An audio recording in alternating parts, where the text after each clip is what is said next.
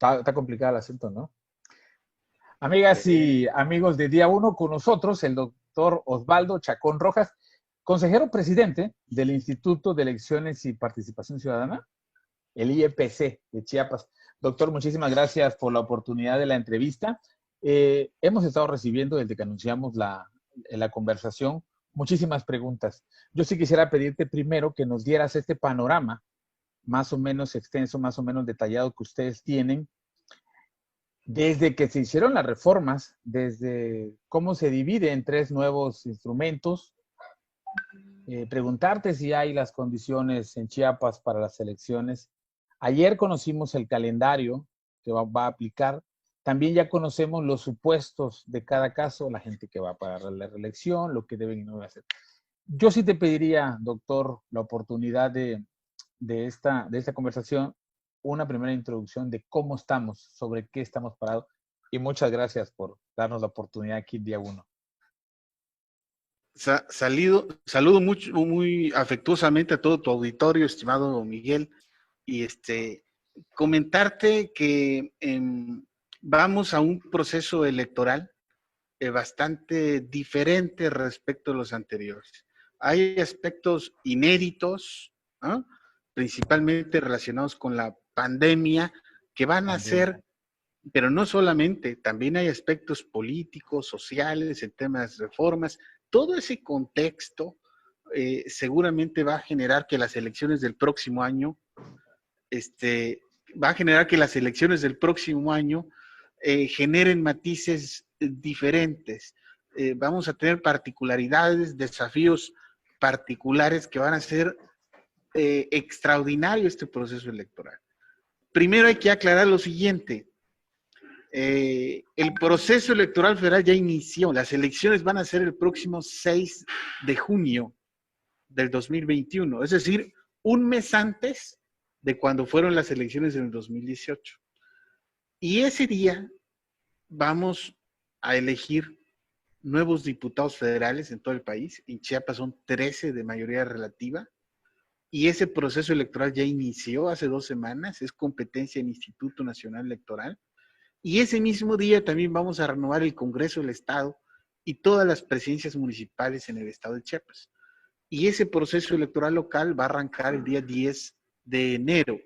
Entonces, la elección es coincidente, ¿ah? Hay un solo día que van a ser las elecciones en todo el país, que es el 6 de junio, pero los procesos electorales inician en tiempos distintos.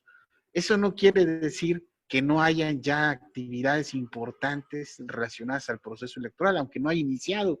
Por ejemplo, importantísimo, que ya fue aprobada y está vigente la convocatoria para integrar los consejos electorales municipales y distritales. Esta figura no es menor, Miguel, porque son ciudadanos los que integran estos consejos, no son funcionarios del IEPC, son ciudadanos que participan en esta convocatoria, que hay que capacitarlos, y ellos tienen altísima responsabilidad de organizar la elección municipal y distrital. Ellos son los que distribuyen los materiales y la documentación electoral, los resguardan, los que una vez que la gente ya participó, los recogen, los garantizan, los blindan, y finalmente son los que llevan a cabo las sesiones de cómputos para dictaminar los ganadores en cada una de las elecciones. Entonces no es un tema menor, es importantísimo. ¿Cuántos chiapanecos están llamados a conformar este ejército de estructura electoral de los comités? Solamente integrantes de consejos municipales y distritales son aproximadamente 1,250 personas que estarán participando, ¿no? En cada consejo hay un presidente o presidenta, secretario o secretaria, 4 consejeros, ¿no? Además suplentes, ¿no? Entonces, tenemos el reto de que esa convocatoria sea ampliamente difundida y conocida en el estado de Chiapas, en todos los municipios, para que participen muchas personas y no se cuestione después a quienes los están integrando. Y la pandemia nos genera retos importantes porque no podemos hacer cosas a las que estábamos habituados. Vamos a tener que hacer mucho uso de redes sociales, de medios de comunicación como ustedes, ¿no? pero también muy creativos, porque le tenemos que llegar a todos los sectores de la sociedad. Tenemos que garantizar inclusión. Dentro de los requisitos más importantes para formar parte de esos consejos, te puedo mencionar, pues hay que acreditar la ciudadanía chiapaneca, tener 18 años, haber residido en el estado por lo menos los últimos 3 años, no haber sido postulado por un partido político en los últimos 3 años, no haber desempeñado cargos de elección popular y cargos partidistas, y muy importante, no haber sido titular de algún área de ningún nivel de gobierno, federal, estatal o municipal. Y quienes acrediten cumplir con los requisitos van a un examen que no lo hace el IEPC para garantizar mayor credibilidad y transparencia. Lo hace una institución de educación superior especializada.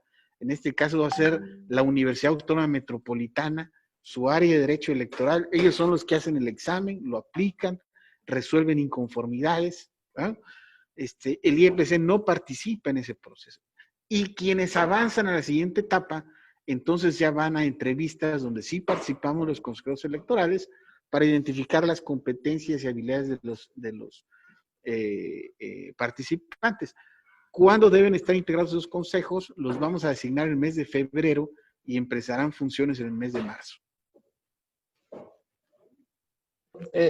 Doctor, estas reformas electorales, las más recientes del Congreso, yo por supuesto las puse en duda, yo por supuesto las cuestioné. ¿Cómo lo recibe el órgano electoral? Porque parece que lo fracciona. Se crean nuevos instrumentos, se abroga el Código de Elecciones y Participación Ciudadana y se generan 3 nuevos instrumentos jurídicos. ¿Cómo lo recibe el IEPC? ¿Cuál es la opinión? ¿Cuál es tu opinión, doctor? Porque luego surgieron varias opiniones también adversas, pero te escucho. Mira, como árbitros tenemos que ser respetuosos de las reglas que genera el Poder Legislativo, que es quien tiene la competencia de generarlas. Arbitramos la elección con base en las reglas que ellos generen. Y están las instancias jurisdiccionales para pronunciarse, si así fuera el caso, respecto a la validez o constitucionalidad o no de esas medidas. Si son, por ejemplo, racionales, proporcionales, ¿verdad? Y no constituyen una regresión en términos democráticos, es algo que los tribunales tienen que definir. Entonces, es una polémica a la que el instituto ha preferido no participar. Sí fuimos muy enfáticos desde el principio que toda reforma electoral requiere el más amplio consenso político y social, ¿no? Para que tenga legitimidad, para que no sean cuestionadas. Y entonces no sembremos el germen de resultados electorales que pudieran ser no aceptados y sí cuestionados, producto de estos desencuentros políticos. Y eso hay que evitarlo, ¿no? Pero afortunadamente las instituciones, Miguel, funcionan en este país. Entonces, las fuerzas políticas que no estuvieron de acuerdo con esas reformas acudieron a la Corte y hay que esperar lo que en su momento resuelva el máximo tribunal de este país. La Corte no tiene un plazo para resolver, ellos tienen como criterio antes del inicio de los procesos electorales y como el nuestro inicia en enero, pudiéramos concluir que la Corte pudiera resolver hasta el mes de diciembre, ¿no? Sí, de acuerdo. Sí generó esa duda, sí le pegó al esquema de credibilidad, porque aparte de que la hicieron por la noche, brincó, por ejemplo, el movimiento de mujeres y dijo, ahí en esas nuevas reformas hay una regresión a la lucha del feminismo, se coartan ciertos espacios, nos ponen un nivel de regresión y luego se afectan derechos políticos, por ejemplo, de los alcaldes que buscaban la reelección y que los obligan, pues ni siquiera a concluir 2 años, ¿no? Sí, son medidas que, insisto, son los tribunales que en su momento tendrán que resolver si esas medidas son racionales, proporcionales y por lo mismo constitucionales, ¿no? Nosotros como autoridad administrativa pues tenemos que aplicarla y la fecha que establecieron para la separación del cargo de un funcionario miembro de un cabildo que quiera reelegirse para el mismo cargo, pues vence esta semana. Pudiera parecer desproporcionado, bueno, eso lo determinarán las instancias jurisdiccionales en su momento. De acuerdo.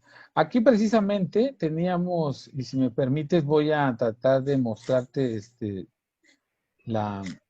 en pantalla Ajá. el calendario, y me gustaría mucho que lo pudiéramos ver conjuntamente. Si me permites, ahí lo vemos. Sí. Dice, las fechas relevantes, 30 de noviembre. Voy a acercarme un poquito para que podamos verlo, doctor. Sí. Fechas relevantes del calendario electoral. El 30 de septiembre, perdón, al 25 de noviembre de este mismo año, el periodo de registro para los integrantes del Consejo Distritales. Estas ¿cuántas me dijiste? ¿Cuántas personas? 1.250 personas que tienen que ser designadas. Y ese es el periodo en el que la convocatoria va a estar abierta. Es decir, a partir del 30 de septiembre hasta el 25 de noviembre.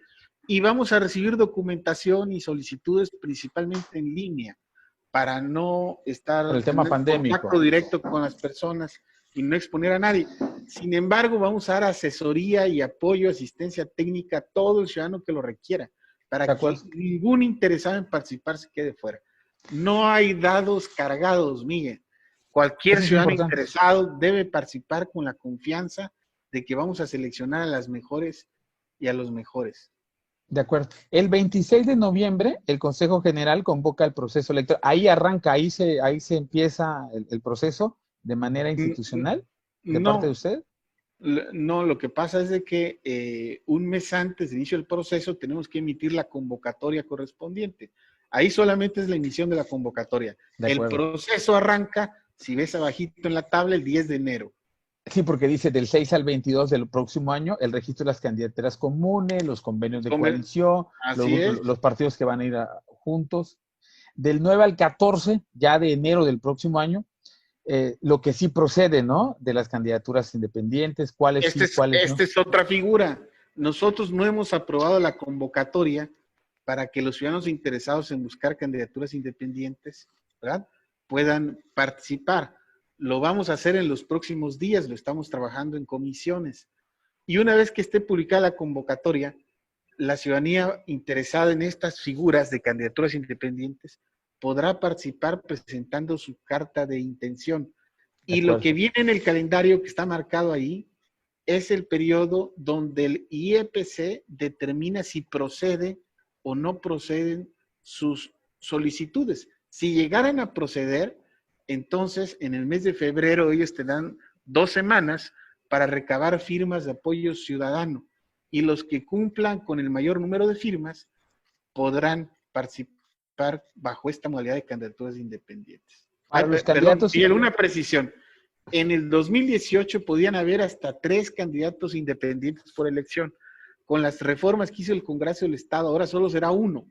El que tenga más firmas en cada municipio o distrito es el que podrá participar como candidato independiente, siempre y cuando cumplan con el número de firmas requerido. ¿Cuánto es el número de firmas? ¿2.6 o 1.6 de todo el padrón? Dependiendo la lista nominal de cada municipio, de cada distrito. En algunos casos es de 1, otros casos es de 1.5, en otros casos es del 2. Ahí va a variar. El 10 de enero del 2021 inicia el proceso electoral ordinario de la elección intermedia, como la conocemos, la renovación de los congresos, de las alcaldías y de la Cámara Baja del Congreso de la Unión. Ese día estaremos llevando a cabo una sesión protocolaria para declarar formalmente iniciado el proceso electoral local. De acuerdo, del 22 al 31 de enero de ese mismo es el periodo de las precampañas. Es correcto, eso quiere decir que antes de esa fecha los partidos debieron haber informado al IEPC si van a desarrollar o organizar procesos internos. De acuerdo, sí, para elegir sus propios candidatos. Bueno, y para que se pasen unos a otros de partido, también déjame decirte, doctor. También. El 3 de marzo ya se instala la estructura electoral ciudadana que va a vigilar estas.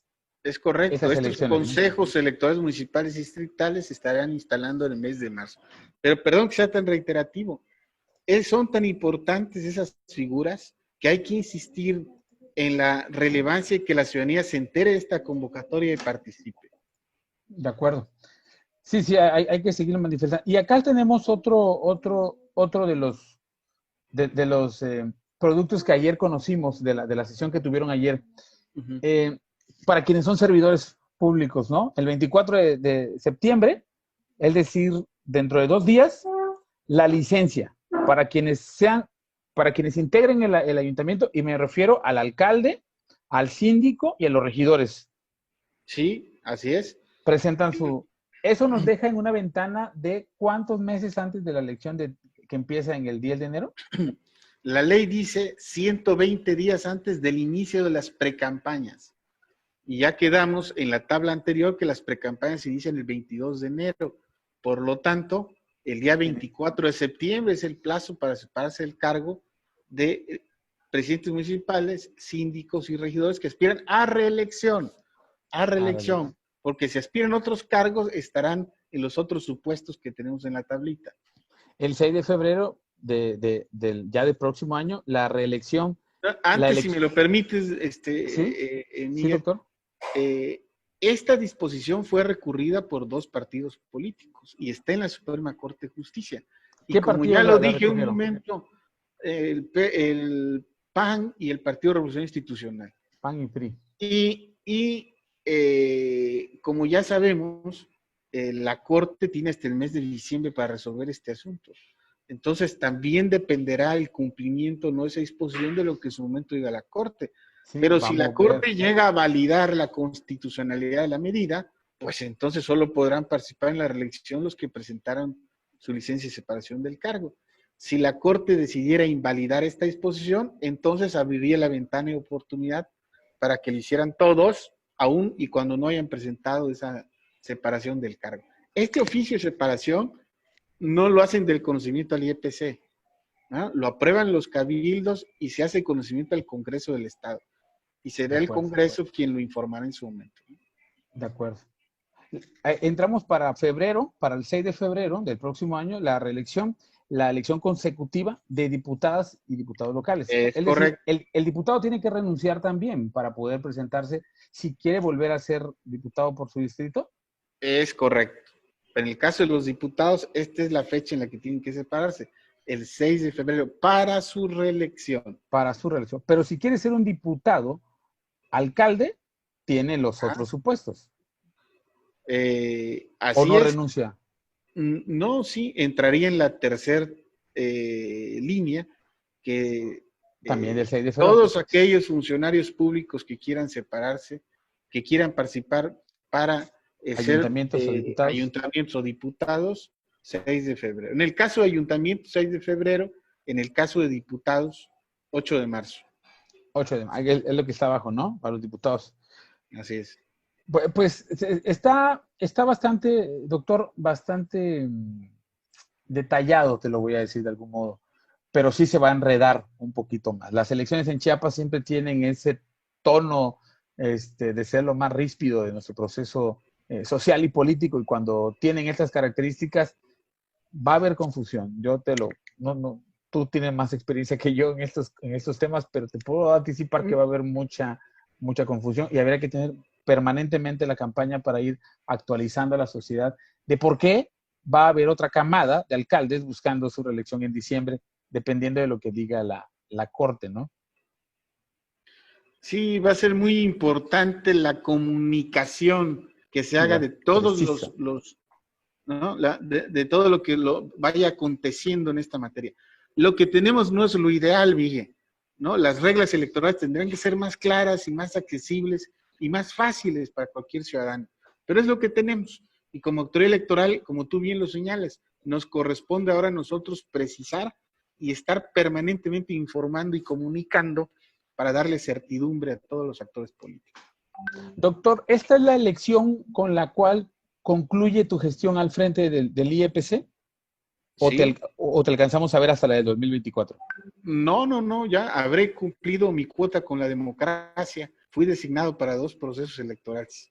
Ya nos echamos una extraordinaria, más la elección de por uso y costumbres de Oshchuk, y ese ya fue ese fue un bonus un añadido. Doctor, a esta elección, la del 2021, tenemos el IEPC cuenta con los recursos suficientes económicos para poder llevarla, no está otra vez con los dedos en la puerta, tronados en los dedos de que le faltan recursos para poder organizarlo. Y me refiero también a que cuando le faltan recursos, la elección puede caer en esa falta de credibilidad y de certeza, o al menos entrar en la duda, pues. Sí, mira, son temas difíciles, hablar de dineros, de recursos, ¿no? En el que estamos viviendo. Los ciertos, para ser creíbles y confiables, implican o establecen muchas exigencias que la encarecen. Por ejemplo, el tipo de documentación que se utiliza para las boletas, ¿verdad? ¿Por qué las boletas son caras? Porque es papel seguridad, ¿no? Tienen muchos candados de seguridad para evitar que sean clonadas. Y Sí, porque entonces son los partidos violentadas. políticos y los candidatos crean, ¿no? Los paquetes donde se colocan los votos, el PREP, ¿ah? Todo eso cuesta dinero y es el costo de la desconfianza, del contexto de desconfianza que ha habido en este país. Entonces no hay manera o es muy difícil abaratar los costos bajo estas reglas de las elecciones. Se hicieron reformas para buscar abaratarlas. Por ejemplo, los consejos municipales distritales, antes de instalar en marcha, el Estado busca abaratar los costos. Sin embargo, hay nuevos elementos que van a incrementar los costos de la próxima elección. Por la pandemia hay que adquirir mucho más.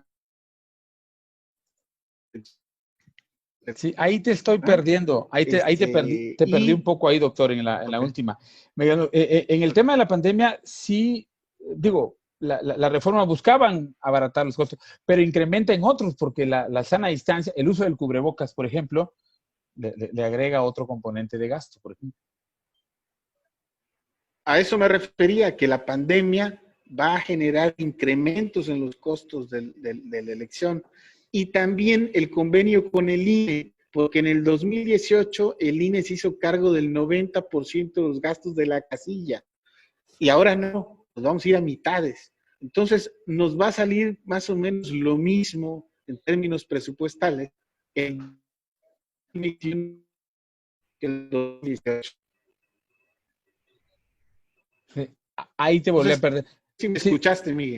ahí te perdí tantito en lo último. Que sí, o sea, una cosa por otra, ¿no? Buscando hacerlas más ligeras de precio, se incrementa por lo que nos deja el 2020 en su parte más trágica, que es la pandemia y lo que nos costó. Doctor, ya estoy poniendo conexión contigo, Ahora hemos tenido te quiero estos... decir, Te escucho, te escucho.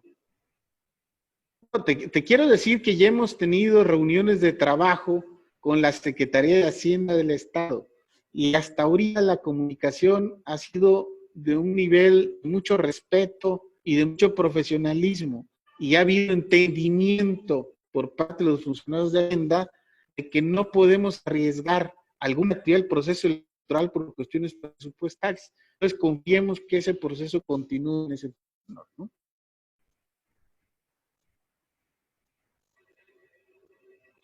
Yo sí te quiero pedir que cerremos esta conversación a reserva de que nos encontremos más adelantito y podamos vernos, cuidando nuestra sana distancia, y sigamos platicando estos temas electorales. ¿Cuál es el mensaje hacia la sociedad? ¿Cuál es el mensaje hacia los partidos políticos?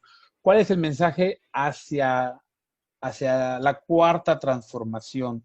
Eh, y lo voy a decir, la cuarta transformación volteando a ver hacia el árbitro electoral como la burocracia dorada, como el recurso innecesario, como dinero mal puesto, cuando ha sido el órgano electoral quien nos ha permitido llegar a estos tiempos. ¿Cuál es tu mensaje para perfilar nuestro cierre y para agradecerte habernos dado la oportunidad día uno de poder tratar estos temas?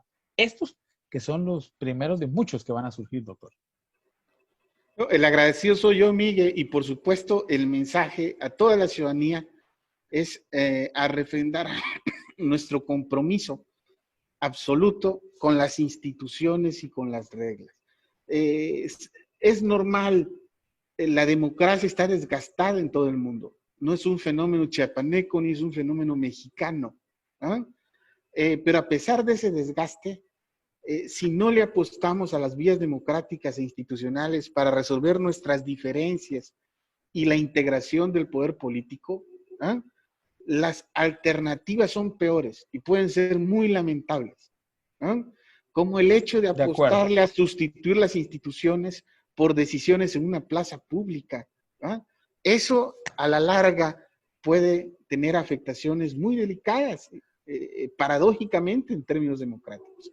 Hay que apostar a las instituciones, hay que creer en las instituciones. Y quienes las integramos tenemos la altísima responsabilidad de estar a la altura del momento histórico que nos toca vivir. ¿Ah? Nosotros no podemos ser un pretexto para que la gente no crea o deje de participar. Entonces vamos a hacer nuestro trabajo con mucha vergüenza profesional, pero sí es muy importante que a pesar del contexto que estamos viviendo, ¿ah? El ánimo y la responsabilidad cívica de participar y de involucrarse en estas tareas esté presente por parte de la ciudadanía.